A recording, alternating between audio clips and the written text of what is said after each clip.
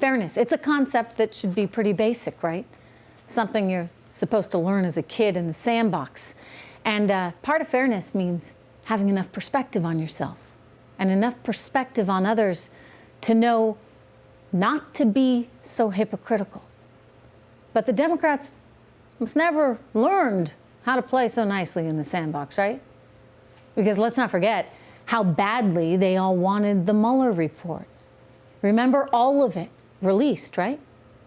All they could talk about was transparency.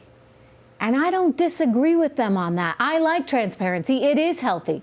But in fairness, it's got to work both ways. I mean, this is all we have heard from them, right?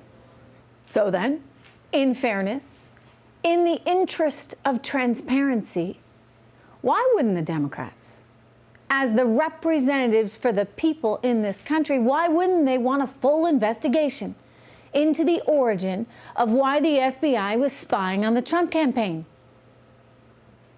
Because some are selfish, self-motivated, and too many have no interest in protecting their constituents, only themselves, only their political futures. I mean, so now we have an attorney general in William Barr that is seeking real transparency and trying to determine the answer to that very basic question.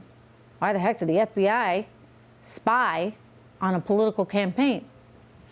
And yet he finds himself under attack by the very same people that have been yelling about the importance of transparency all along. Come on, guys. Come on. Be fair, right? They've subpoenaed Barr. They've voted to hold him in contempt of Congress. They're calling for his resignation or his impeachment. They want to fine him. And this one is pretty rich. They even talk about him as though he's some kind of crook, and they want the Justice Department to investigate him because he dared to offer his interpretation of the Mueller report, which Mueller at the time never seemed to have a problem with, right? But apparently just didn't like the media reaction. And because William Barr is asking the very legitimate question that our country deserves an answer to, and that is, were our country's intelligence departments weaponized?